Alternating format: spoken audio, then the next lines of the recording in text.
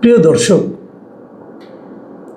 আমাদের প্রধানমন্ত্রী তারেক রহমানের ভারত সফর নিয়ে এমন একটা ঘোট পেকে গেছে যে এটাকে আমার কাছে এখন আর কূটনীতি বলে কিছু মনেই হচ্ছে না।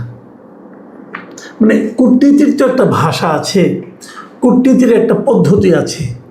মানে আমার কাছে মনে হচ্ছে যেন খুবই ছেলে মানুষই আচরণ হচ্ছে। এটা কেবল আমাদের দিক থেকে না, ওদের দিক থেকেও হচ্ছে। মানে আমার কাছে মনে হচ্ছে যেন কোনো কোঅর্ডিনেশন বলতে যা বোঝায়, যে মানে আপনার একের সঙ্গে অন্যের যে বোঝাপড়া, এরকম বোধ করি কিছুই নেই। এটা দুটো কারণে হতে পারে। একটা কারণ হলো যে উভয় পক্ষ বিষয়টাকে মানে খুবই সিরিয়াসলি নিয়েছে, এবং এই অতিরিক্ত সিরিয়াসনেসের কারণে এ ধরনের ঘটনা ঘটছে। অথবা এমন হতে পারে যে দুপক্ষে অথবা কোনো এক পক্ষে দুদেশের সম্পর্কটাকে তিক্ততম পর্যায়ে ঠেলে নেওয়ার জন্য তারা চেষ্টা করছে। এখন এর কোনটা হয়েছে বলা বড় কঠিন। তবে আলোচনাটা করলে, কেন আমি এগুলি বলছি, এই বিষয়টা ক্লিয়ার হয়ে যাবে যদি আমি আলোচনাটা একটু ডিটেইলে আপনাদের সঙ্গে করি। দেখুন, আপনারা সবাই জানেন যে দীনেশ ত্রিবেদী মানে বাংলাদেশে নিযুক্ত ভারতের হাই কমিশনার, ওনার মাঝখানে যে এত দৌড়ঝাঁপ ছিল, আমাদের দেশের প্রধানমন্ত্রীর সঙ্গে আলাপ করা, পররাষ্ট্রমন্ত্রীর সঙ্গে আলাপ করা, তারপরে প্রধানমন্ত্রীর সঙ্গে আলাপ করে ওই দিনই আবার ভারতে চলে যেয়ে ভারতের প্রধানমন্ত্রীর সঙ্গে আলাপ করা, এই যে বিষয়গুলো ছিল এগুলো আসলে আনইউজুয়াল। মানে এত সিরিয়াসলি উনি এগুলো করছিলেন, এবং যখনই ওনার সঙ্গে সাংবাদিকদের কথা হচ্ছিল উনি তখনই এটাকে খুব সিরিয়াসলি বলার চেষ্টা করছিলেন যে আলোচনার মাধ্যমে সব সমস্যার সমাধান করা সম্ভব, এবং আলোচনা হবে, বসলেই হবে। এমনই বলা হলো যে আমাদের প্রধানমন্ত্রী ভারতে গেলে তাকে অভাবিত সম্বর্ধনা দেওয়া হবে এবং তাকে খুব গুরুত্ব দেওয়া হবে। এগুলো নানা রকম কথা বলা হলো। আমাদের দেশে প্রধানমন্ত্রী ভারতে গেলে তাকে প্রচুর সম্মান দেওয়া হয়, অভ্যর্থনা জানানো হয়, যদি আলোচনা করে বিভিন্ন সমস্যার সমাধান করা হয়, এগুলো তো আমাদের জন্য ভালো। যে যাই বলুক ভাই, আমি নিজে মনে করি ভারতের সঙ্গে সুসম্পর্ক করলে আমাদের জন্য ভালো। ভারতের সঙ্গে সম্পর্ক তিক্ততার মধ্যে ঠেলে দেওয়ার মাধ্যমে আমাদের অর্জনের কিছু থাকবে না। আমি এর মাধ্যমে ঠেলে দিয়ে ঝগড়া করে আমরা অনেক কিছু অর্জন করে ফেলবো, এটা আমি পার্সোনালি মনে করি না। আমরা এতদিনের যে সাংবাদিকতার অভিজ্ঞতা যা দেখেছি, বাংলাদেশ ভারতের ক্ষেত্রে যা দেখেছি, বাংলাদেশের সঙ্গে অন্য অন্য দেশের ক্ষেত্রে যা দেখেছি, বিভিন্ন দেশের কূটনৈতিক সম্পর্কের কথাবার্তা থেকে যতটুকু বুঝেছি, আমার মনে হয় দুটো প্রতিবেশী দেশের মধ্যে সম্পর্ক তিক্ততার মধ্যে ঠেলে দেওয়ার মাধ্যমে কোনো কিছু অর্জন করা যায় না। অন্ততপক্ষে এই দুই দেশের মধ্যে যে দেশটা একটু ছোট, তারা তো কিছু অর্জন করতে পারেই না। এটা হলো আমার অবজারভেশন। তারপরেও অনেক লোক আছে আমাদের দেশে যারা নাকি এই বিষয়টাকে টিকিয়ে রেখে এক ধরনের সুবিধা পেতে চায়। ঠিক আছে, এটা তার পাঠ, কোনো সমস্যা নেই। আমি যে কথাটা বলছিলাম সেটা আরেকবার আপনাদেরকে একটু বলে নিই। দেখুন, প্রথমে কথা হলো যে ভারত আমাদের দেশের আমাদের প্রধানমন্ত্রীকে প্রধানমন্ত্রী হিসেবে দাওয়াত করেনি। মানে এটা বলা হচ্ছে সেই যে সেপ্টেম্বরের দ্বিতীয় সপ্তাহে ওখানে যে ব্রিক্স শীর্ষ সম্মেলন হবে, সেই ব্রিক্স শীর্ষ সম্মেলনে আমাদের প্রধানমন্ত্রীকে মানে তারেক রহমানকে ভারত দাওয়াত করেছিল। কিন্তু সেই দাওয়াতটা করেছিল বিমস্টেকের চেয়ারম্যান হিসাবে। মানে বাংলাদেশ এই মুহূর্তে বিমস্টেকের চেয়ারম্যান, কাজে বিমস্টেকের চেয়ারম্যানকে ওনারা দাওয়াত করেছিলেন যে ওখানে গেলে, তারেক রহমান সাহেব গেলে সেখানে ব্রিক্স শীর্ষ সম্মেলনের আউটরিচে তারেক রহমানের সঙ্গে নরেন্দ্র মোদীর একটা বৈঠক হতে পারে মানে হবে আর কি, এই ধরনের একটা দাওয়াত তারা করেছিল। সেই দাওয়াতটা আমাদের দেশের প্রধানমন্ত্রী হিসেবে গ্রহণ করেনি। আমাদের সরকারের যারা নাকি সংশ্লিষ্ট কর্তৃপক্ষ আছেন, পররাষ্ট্র মন্ত্রণালয়ে যারা দায়িত্বপ্রাপ্ত আছেন, তারা সেটাকে ভালোভাবে নেননি। তারা বলেছেন যে আমাদের প্রধানমন্ত্রীকে দাওয়াত করলে প্রধানমন্ত্রী হিসেবে দাওয়াত করতে হবে। বিমস্টেকের চেয়ারম্যান হিসেবে উনি ওখানে গেলে সেটা তো বিমস্টেকের নিয়ে আলোচনা হবে, সেটা তো বাংলাদেশ নিয়ে আলোচনা হবে না। কাজেই এটা ওনারা পছন্দ করেননি। ইন্টারেস্টিংলি তার আগে ভারত কিন্তু একাধিকবার জনাব তারেক রহমানকে ভারত সফরের জন্য দাওয়াত করেছেন। আপনি জানবেন যে যখন নাকি বাংলাদেশ সরকার যখন গঠিত, নতুন সরকার যখন গঠন করা হয়, যখন শপথ নেওয়া হয়, সেই অনুষ্ঠানে কিন্তু ভারতের যিনি ওনাদের লোকসভার যিনি স্পিকার মানে ভারতের জাতীয় সংসদের স্পিকার মিস্টার ওম বিরলা তিনি কিন্তু এসেছিলেন, এবং তখনও উনি ভারত সফরের জন্য আমাদের প্রধানমন্ত্রীকে দাওয়াত করে গিয়েছিলেন। এরপরেও দাওয়াত, এর আগেও দাওয়াত হয়েছে, পরেও দাওয়াত অনেক এসেছে আমাদের জন্য। কিন্তু বিমস্টেকের যে দাওয়াত, এটা ছিল আনুষ্ঠানিক দাওয়াত, বিমস্টেকের চেয়ারম্যান হিসাবে ব্রিক্স সম্মেলনে। তো উনি যাবেন না।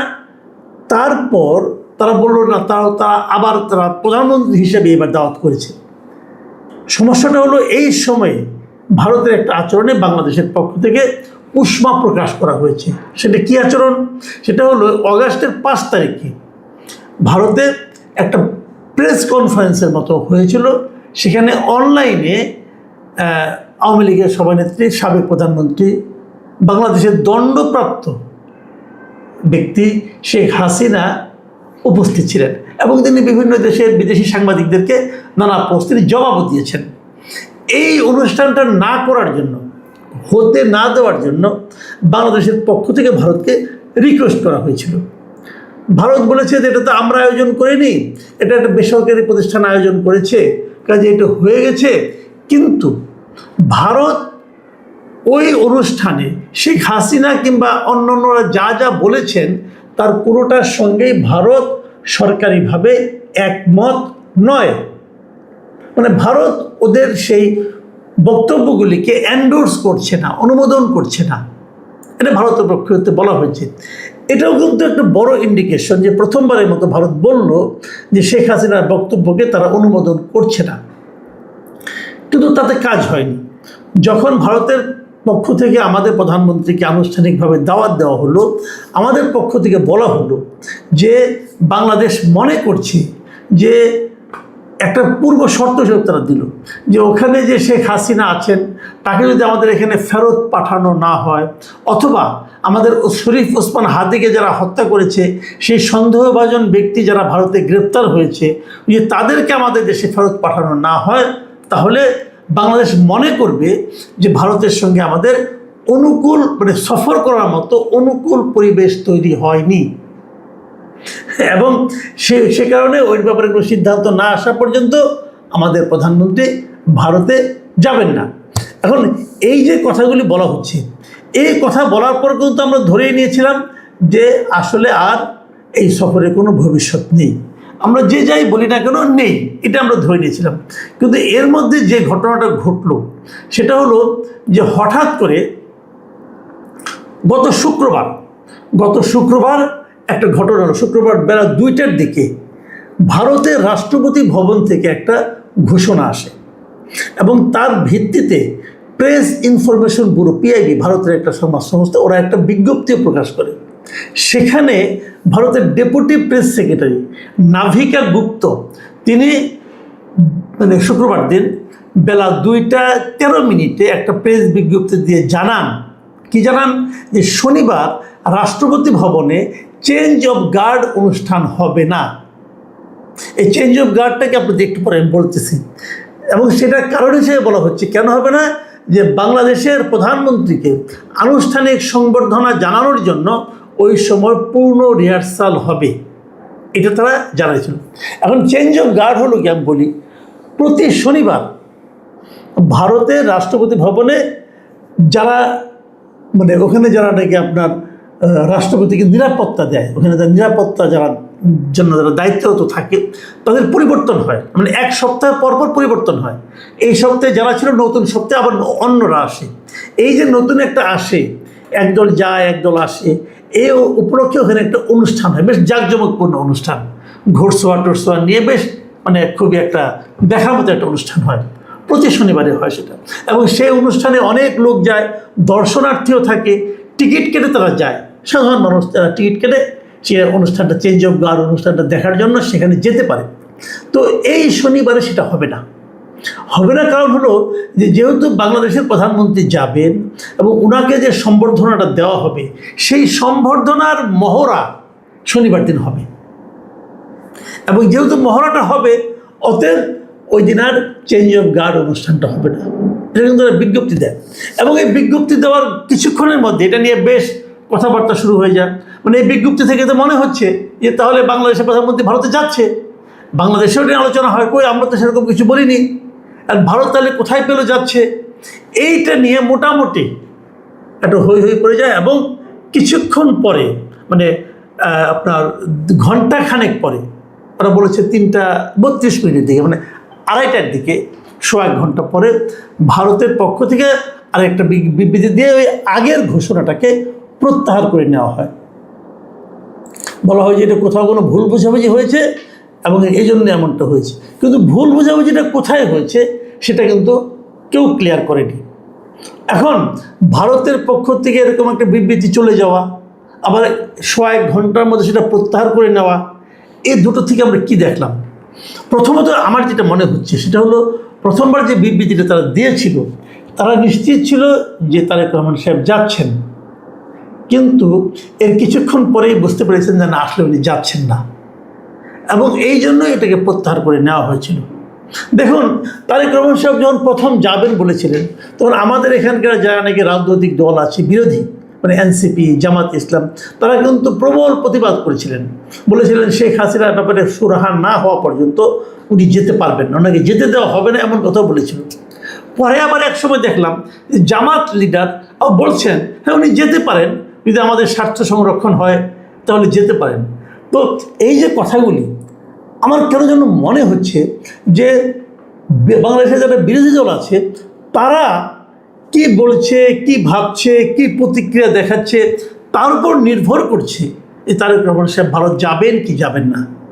এবং সর্বশেষ যে ঘটনাটা ঘটলো, এর মাধ্যমে আমি মোটামুটি নিশ্চিত হতে পারলাম। আমার মনে হচ্ছে এখন আর তারেক রহমানের ভারতে যাওয়ার কোনো উপায় নাই, কোনো সুযোগ আর থাকলো না। কারণ সুযোগ থাকলো না বলছে এই কারণে, যদি এখন উনি যান সেটা ভারতের জন্য আর মানে মুখ দেখার মতো অবস্থা থাকবে না। কারণ ভারত তাহলে ওটা কেন বাতিল করলো, আবার প্রত্যাহার করে নিল, এটা কিন্তু ভারতের জন্য একটু মানে বিব্রতকর ব্যাপার হয়ে যাবে, আর আমাদের জন্য তো হবেই।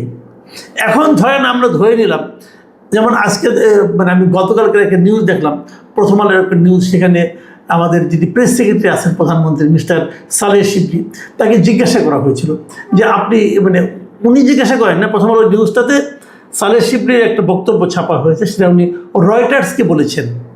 সালেহ শিবলি সেখানে রয়টার্সকে সালেহ শিবলি বলেছেন যে প্রধানমন্ত্রীর সফর নিয়ে এখনও কোনো সিদ্ধান্ত হয়নি, শেখ হাসিনা ও অন্যান্য পলাতক অপরাধীদের প্রত্যর্পণের বিষয়ে ভারতের জবাবের অপেক্ষায় আছে ঢাকা। তার মানে ওই যে বাংলাদেশ দুটো শর্ত দিয়েছিল, যে শর্তগুলিকে ভারতের মিডিয়া এবং ভারতের কূটনৈতিক বিশ্লেষকরা কঠিন শর্ত হিসেবে অভিহিত করেছে, সেই শর্তর জবাব ভারত কি দেয় তার অপেক্ষায় বাংলাদেশ ওয়েট করছে, এবং জবাব পাওয়ার পর সিদ্ধান্ত হবে যে ওনার বাংলাদেশ থেকে ভারতে যাবে কি যাবে না। এখন ওই জবাবটা কি হবে কি হবে না এটা কিন্তু আমরা এখনো জানি না। আমার তো মনে হয় যে যদি জবাবটা ইতিবাচক হয় তাহলে বাংলাদেশ যাবে, আর ইতিবাচক না হলে যাবে না। ইতিবাচক হলে কি হবে? ইতিবাচক হলে ভারত তো বলবে ওনাদেরকে আমরা শিগগিরই ফেরত পাঠাবো, অথবা বলবে আমরা এটা খতিয়ে দেখছি, খতিয়ে দেখার কথা আগে অনেকবার বলছি, এটা বলবে। কাজে সেগুলো কি হবে আলটিমেটলি? তাহলে তারা কি শেখ হাসিনাকে ফেরত পাঠাবে কিংবা পাঠাবে না? আমার যেটা মনে হয় যে খুব শিগগিরই এত দ্রুত এই শর্তের কারণে ভারত বলবে যে আমরা শেখ হাসিনাকে ফেরত পাঠাবো, এটা আমার কাছে মনে হয় না। আমি যতটুকু বুঝি, যদি না পাঠায় তাহলে তারেক রহমানের পক্ষে যাওয়াও সম্ভব না। কারণ বাংলাদেশের পক্ষ থেকে শর্ত দেওয়া হয়েছে, সেই শর্তগুলো যদি ভারত না মানে তাহলে উনি যাবেন কোন মুখে?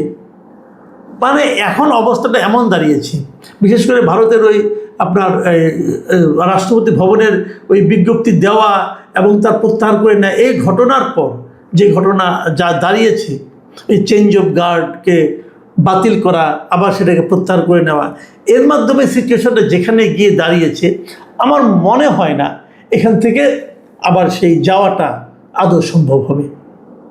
যদি সম্ভব না হয় তাহলে কি হবে? এটাই হচ্ছে বড় প্রশ্ন, এবং এই প্রশ্নের জবাব যেটাই আসুক আমার মনে হয় না কূটনৈতিকভাবে আমরা খুব একটা ভালো অবস্থানে থাকব, ভালো কিছু অর্জন করতে পারবো, এটা আমার কাছে অন্তত মনে হয় না। আমি জানি না এটা কেন হচ্ছে। প্রিয় দর্শক, এখন এ পর্যন্তই। আল্লাহ হাফেজ।